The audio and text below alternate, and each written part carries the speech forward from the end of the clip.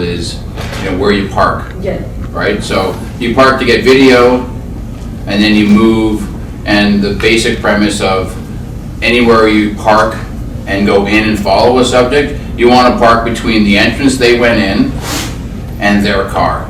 You want to be that. It's fine. You want to be between the entrance that they went in and their car. And the reason being is when you're coming back, you don't want to have to travel farther than they do and also pass them on the way back. You want to get to your vehicle when they're behind them and then be in a position. So just something simple as that can make all the difference whether you maintain surveillance and whether you're able to get video and you do it covertly. So those tactics, but in the malls, foot surveillance is,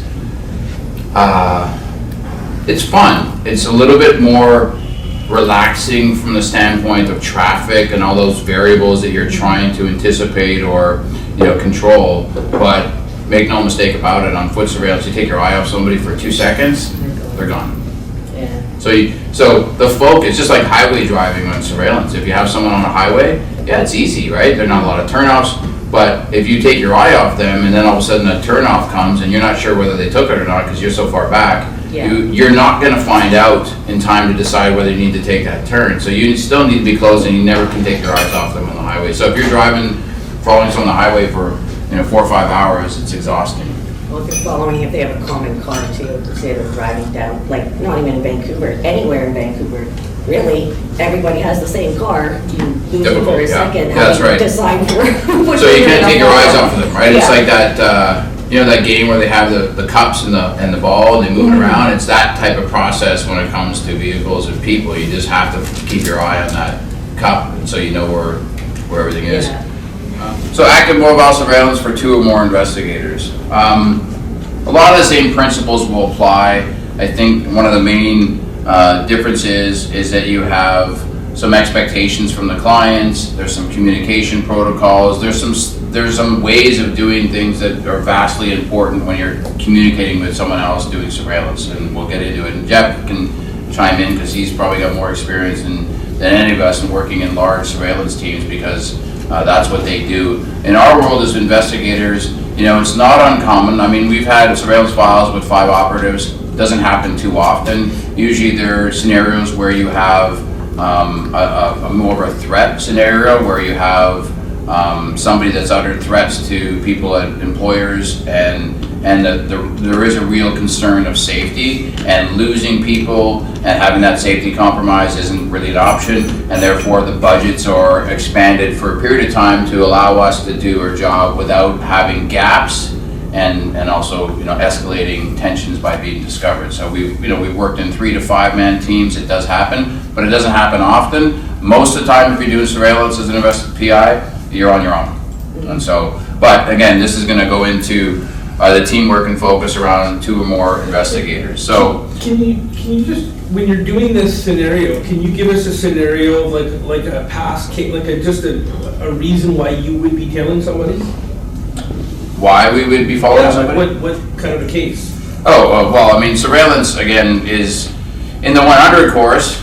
We would have covered that more. So think back to that, Pat. But to answer your question now, disability cases, insurance cases, injury cases, casualty cases, alimony, like we talked about, infidelity, right? So family or domestic, right? So depending upon what the reason for surveillance is and why it's important and what value it is.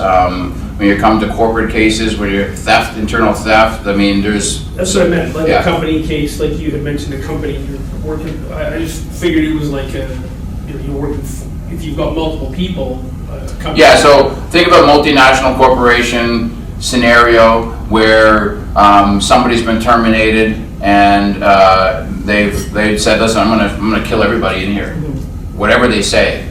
But it's serious enough. And usually I use the larger companies because there's a duty and obligation, and also there's an experience where HR and the leadership there take these things very seriously, so they should, and the response is serious, right? So as it equates to budgets, what do you need? Well, we've got 3 executives that have been threatened. They live in different cities at different locations, and we have our person who's uttered those threats. And for a period of time, we need to monitor that person to make sure they're not going to execute on those threats, for lack of a better term. And so that's a scenario where you'll see a client saying, whatever it takes, let's make sure that we keep in mind the safety of the people that work for us, and kind of an example. There's other examples where you'd be in larger teams or working as a team. I think more frequently as private investigators, you'll work with a team for situations where the setup's impossible, where you have to, there's no way to do this logically with one person. I think you can always get it down to at minimum 50-50 when it comes to directions of travel, or 75-25. Most of the time you can cover through deductive reasoning and logic and studying at least 3 directions of travel with one person, but there's always that other one, and if that other one is just as logical as the other 3, it's a coin flip whether or not you're going to see them or not. And you may spend 8 hours, and here's a scenario where this team scenario, you have a person who parks in the garage, right? And so they don't park in the street. So if you do a spot check midday to see if they're still home, you don't know. So they could be gone, and you could be sitting there all day, and then all of a sudden they drive by you on the way home 5, 6 hours, 7 hours later. I mean, your client's paid for that. So there's scenarios where you want to have that awareness at least for a period of time, but not the whole file, right? So this is what we're talking about with multiple investigators. How do you do that then? Like for a client, I know it's a little bit off topic, but how do you bill that then? Because obviously, like, you don't want to charge your client for a bunch of time that you're, sitting there doing nothing, but at the same time, you have to be there to spot check it, right? But no client's going to be happy about paying 16 hours of, somebody being out. Or Yeah, so back to yesterday's conversation, get there early, right? Understand your setup so that you have control. And if you do that, okay, so we know the address is good, we have good pre-surveillance, we're confident they live there, we know they're actually there, we know what they look like, and we know what they drive. They park in the garage, so that's a problem. We need 2 people. Get there early. Presumably if you're there by 6, they're not out of the door by 6. If you're really concerned, be there at 5. I've had people and investigators that come to work for me from other firms saying, well, that's a waste. I said, it's not a waste, it's an investment, right? A waste is getting there at 8 because you're trying to save a few dollars and worried about the impact of the budget, and then having that person come home at 5. That's a waste, right? So get there early.